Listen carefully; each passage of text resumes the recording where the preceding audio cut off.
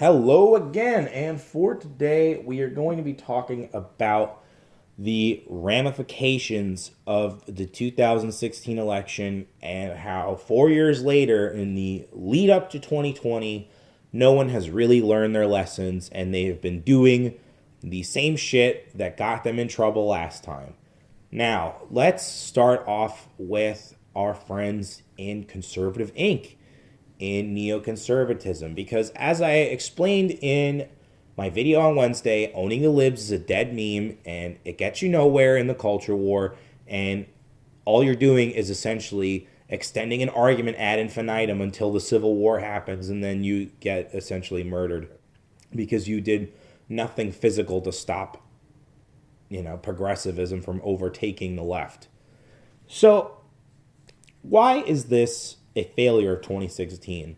Well, it's because neoconservatism, for all intents and purposes, was utterly routed in 2016. Donald Trump's grand conquering of the debate stages in the 2016 Republican primary was a solidification of the fact that Americans were sick and tired of George Bush and George Bush Sr. and Ronald Reagan and Richard fucking Nixon. We just did not want their shit anymore, and very obvious stuff. And with this just outright hatred of the neoconservatives, they had to go back to the drawing board. And what they saw in the big tent umbrella MAGA movement was a gay Jew that burns coal, the Milo Yiannopoulos, and saw how he triggered the left and how he owned the libs. And said, oh, that's what's popular. Let's own the libs with neoconservative talking points. And as we've seen in the Groyper War, it's not going to work, big guy. We can see through your fucking facade. And it's not going to be pretty when you guys get routed again. And you're going to have no strategy next time, because people are just going to know you and outright reject you for who you are, which is a grifter, which is a neocon, which is a loser. And just to piggyback off of that, I'm going to go into the MAGA movement itself, the big tent umbrella MAGA movement, and say that its problem is that it's too inclusive. The media tried to drum up the fact that the so-called alt-right was filled with Yahtzees with an N and Wignats, and it turns out Richard Spencer was lurking there in the corner, talking with his little lisp and eating a mushroom and Swiss burger. So yeah, we gotta clean house in this MAGA movement. And as someone who is, a disaffected liberal who has now gone from that to paleo-libertarian, yeah, we gotta clean house. Like, these people should not be sitting with us if they're going to lie to people, if they're going to stop the plan from 2016, stop the agenda, if they're going to, shill for Israel constantly, then we don't want you. If you're going to allow degeneracy, then people don't want you. If you're going to allow in millions and millions and millions of illegals just so that the GDP goes up 3 points next year, you can go fuck yourself and get out. We don't want you, Jared Kushner. So let's go into the other groups. Let's go into the neoliberals and the progressives, who, of course, are the Democratic Party. They still constantly drum up faux outrage. They constantly get triggered and pretend that they're above getting triggered, and then all you have to do is say trigger, but with an N instead of the TR, and they'll fucking fly off the handle. So, yeah, again, these people haven't learned anything. They're going to get fucking stomped into the ground by Donald Trump. Whoever the candidate is going to get murdered. It doesn't matter if it's Joe Biden, Bernie Sanders, Elizabeth Warren, Pete Buttplug, Michael Bloomberg, Tom Steyer, all of them are just done and over with. The smart people like Andrew Yang and Tulsi Gabbard, they're not going to get anywhere near where they would need to be in order to actually be the candidate. And if they get picked as vices, it would be in order to appeal to the more moderate people who are actually sane on the left and for some reason are putting themselves through hell because they really hate, when someone's last name ends with an R after it rather than a D. So the left's problems are numerous. However, there's really nothing they can do at this point unless they do some intense introspection and self-ownership of their problems. Without all of that kind of work, they're fucked. The Greens, just really quick, aren't strong enough. If Bernie Sanders wins, obviously they will cuck out to them. But if a neoliberal wins, then you can bet your ass again, more fracturing, more warring on the left, and more solidification under Trump. And more people would be coming around to things that people like us are kind of saying. So, the left's destruction is at hand, and it's beneficial for all of us to ensure that as quickly as possible. So, speaking of that, let's talk about the memers. The memes are pretty absent right now. I think a lot of the original 4chan memers in the 2016 election aren't really all there because 8chan got taken down and 4chan's completely nerfed. So it's very hard to do coordination. However, I am pretty sure that when things start to ramp up, much like in 2016, we're going to see another giant shitstorm of memes.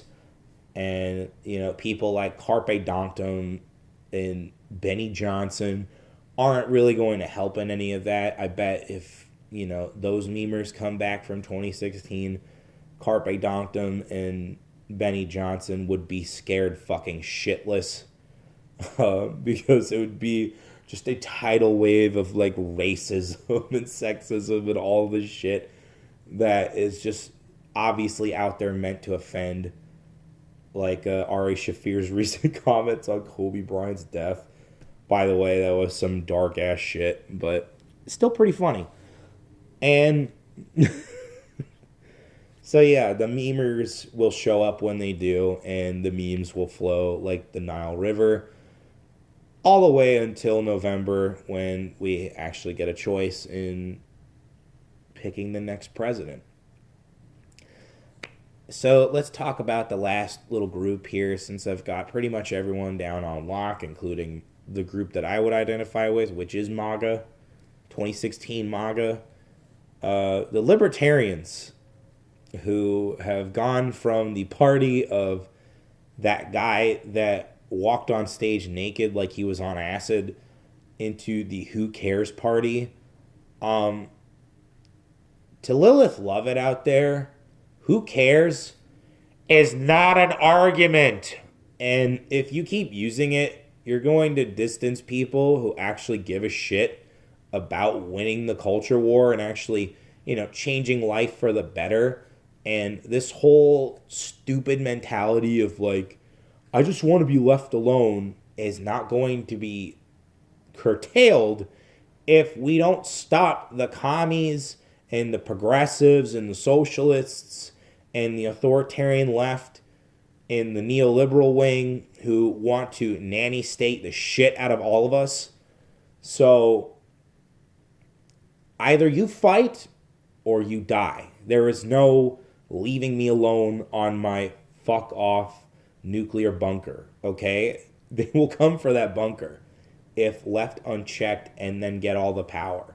So chop chop, figure out a plan, because it seems like you retards are completely fucked. Now, let's kind of break down where we are with Donald Trump and his presidency. Obviously, right now, the impeachment hearings are going on, and again, sham trial, but who gives a fuck? It's boomer political theater. I think what worries a lot of his base is the fact that the cabinet has been filled with lots of Bushites, lots of people who would be considered neocons and never Trumpers from 2016. And Jared Kushner is standing in the way right now of a re-election for Donald Trump. I have not seen a single fucking ad about economic nationalism the way Steve Bannon steered Donald Trump's campaign into winning the primary and then the presidency. And those are the issues that affect Americans the most. And if there is no plan to stop this or even talk about it, then Donald Trump's candidacy would be hollowed the fuck out. And you're not going to get a blowout election, fucking Brad Parscale. You're not going to get a blowout election, Kellyanne Conway. You are not going to get a blowout election, Republicans. There won't be one of those for Republicans, maybe ever, if we don't fucking, realize that neoconservatism is dead and should have been left to rot as a corpse in 2016. I don't understand how these people slunk away from their utter ass-blasted defeat in 2016. But that is priority alpha right now. Priority beta is then facing the Democratic primary and saying, look, your party's in shambles. There are open communists within your ranks. You guys have no economic plans ever, and all the ones would doom the world economy. And so, when it gets to that point, it's easy. But you got to address priority alpha, cleaning house of the neoconservative, cleaning house of the Never Trump movement. Those people need to go. They do not belong with us, and in fact, stand against us while they stand next to us. So they got to go. And so in conclusion, there are many factions that did not learn their lessons in 2016. It is very obvious. It will be very funny when it comes to November in the left. However, if the right does not get their shit together, we can expect 4 years of just utter boring stagnation, followed by screeching and reeing on the far left. And I hope there is no escalation when it comes to the far left and the dissident right, because if they do, people like Oath Keepers are going to obviously destroy them, even with their limited martial arts experience. But I don't want it to get to that point in the first place. I want the far left to be curbed as much as I want neoconservatism to be ground into dust.